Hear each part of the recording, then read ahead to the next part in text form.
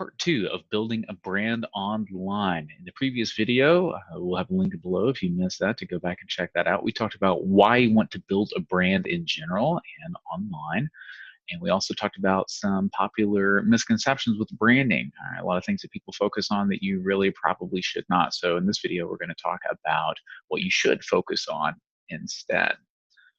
Jump to the right slide here. All right, so to have effective branding, what do you want to be known for, right? What should your company be known as? Think about that. And a good way to, kind of summarize that, or you have a focus point and even really come up with your slogans, your taglines, that kind of thing, is helping who do what, right? That outlines your demographic and it outlines, the problems that you solve. And those are the two things that we said, we really need to focus on in order for people to come to you and know who your brand is and seek you out rather than having to go to them. Is it has to be very clear who it is that you work with and what it is that you help them do, what problem you help them solve. For example, Nexus Growth Coaching, we help small businesses achieve their growth goals. Bam, we've got it. All right. Also kind of known as like a WIFM statement, what's in it for me, or an elevator pitch, just kind of variants of that, but really want to have that down and concise. A lot of people, especially when maybe they're starting a new venture or they're a first time entrepreneur, they tend to be very wordy and it's just kind of muddy. They don't have this clear focus on what it is they're doing. Yeah, we're doing this and kind of that. And have you ever, like turns into story time and all this. Just have that elevator pitch, okay? Just have that, succinct, sentence or two that helps describe who you are and what you do in language that anyone can understand, all right? Because if people don't know what you do, they're not going to remember it. They're not going to share that with a friend or colleague, that would be relevant to. So you want these things to happen, and in order to do that, you have to communicate clearly. That's really what a lot of what marketing and branding is about, just clear communication. All right, moving on to internet search types. First up here is branded search, and these are people who are looking for your company specifically. We have a quick screenshot over here. Whenever you search for Nexus Growth Coaching, this was actually a couple of months ago, but this brings up a couple things I want to dive into here. What you want it to have happen is you want people to search for your brand, for your company, because if nobody's doing that, then are you really doing much? Or must not be much happening. As that starts to happen and increase, and it can take a little time for a new business, but that will indicate to search engines, Google, Bing, etc., that you are popular, that you exist, that you're a legitimate entity and organization, and that you're doing things. Because a lot of times these branded searches are driven by offline events. You meet somebody at a networking event, you give them their card. Maybe if you've got kind of a long domain name, they don't want to type it out. They just search for it. They search for your name and they find your company. Or you sponsor an event and people are just hearing it. They don't have a link to click on. So it's really driven by offline things typically. So that can be a good way to get people to look for you, find you. Generally, you rank well, for your own company name. You should, and that'll help you get some good relevant traffic. And again, it gives those positive indicators to search engines that you exist and are legitimate and are popular.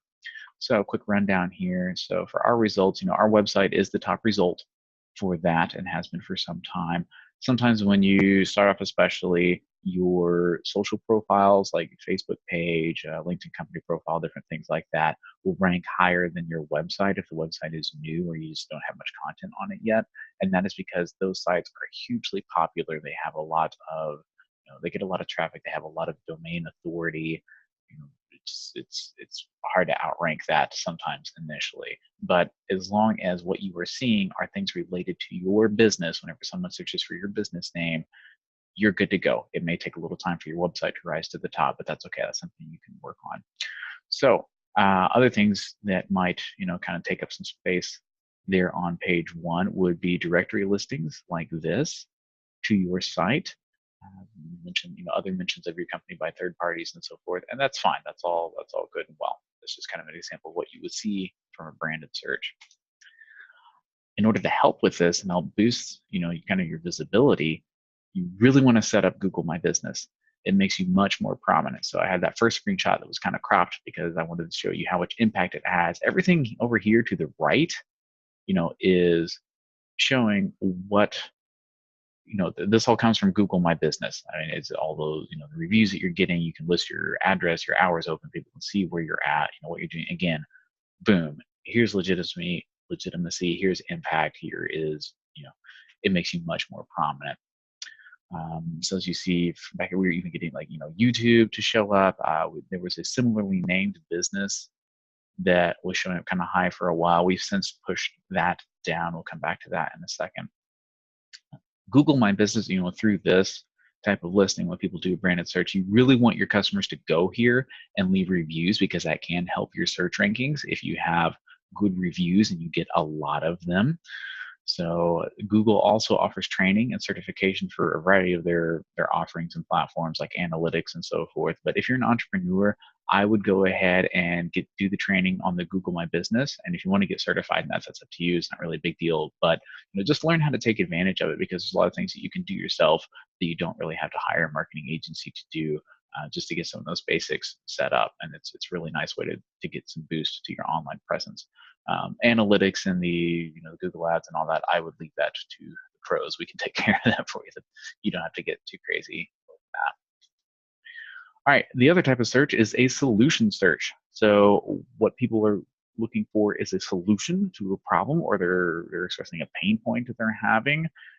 How to do formulas in an Excel sheet, that kind of thing.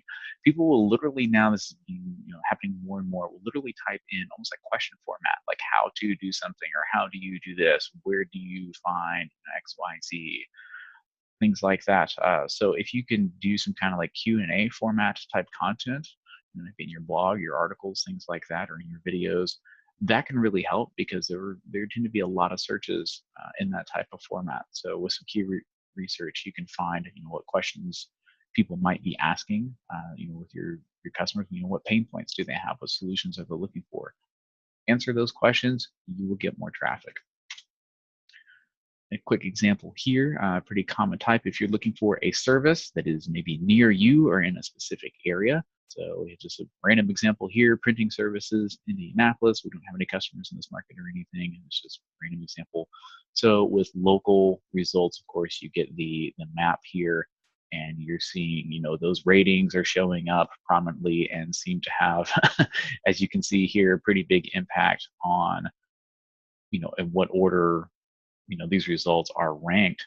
And then of course down toward the bottom we have the actual website links and so forth as well. So just kind of break it down a couple different types of what people are looking for. So that might be looking for, if you're a local business, whatever your business type is or whatever you're offering your service is in that area. Excuse me. So you really want to get traffic from both branded searches, because people who know your business are likely to use a branded search, but you also want to get those, solution or service oriented searches. You want to be getting traffic from those as well and ranking well for those, because most people probably do not know who your business is. So this is kind of step one from them making that first contact, learning about who you are, and then coming to you from there. So some good goals for branded searches, because you should be Googling yourself and looking yourself up on Bing and all this stuff and seeing what's there. You want your website to be that #1 result. It might take a little bit if it's a new site, but with some effort you can get there. You want to see other supporting results, such as accounts that you have relatively direct control of, like your social media accounts. Okay, it could be directory listings that you have set up. It could be multimedia, things from YouTube. It could be third-party mentions of you, whether it's customer reviews or you get some press or local newspaper mentions you, something like that. Those types of things are all fantastic, because what you do not want to see is negative press. You don't want to see bad reviews. You don't want to see if there's been some sort of legal action taken against you, whether it's false or not or whatever. You don't want that to be prominent. That's bad for business. And we had that example earlier where there was a similarly named business. You really want to push those down. So the way that you push those types of things down is to fill it up with other things, and that's where some of these kind of second and third party social accounts and so forth can really help push all that down. So solution searches, really you just want to rank as highly as possible for those kind of like generic type things, whatever pain points people are looking for, whatever problems they're looking to solve related to what you offer. create some content around that that will help you rank higher locally. Hopefully your top three. People may or may not go past that. If you're looking at more of like a larger region or national scale, hopefully you're at least on page one if somebody searches for that, and that should be getting you a lot of impressions and hopefully some traffic as well and some business. That's really what we're after here.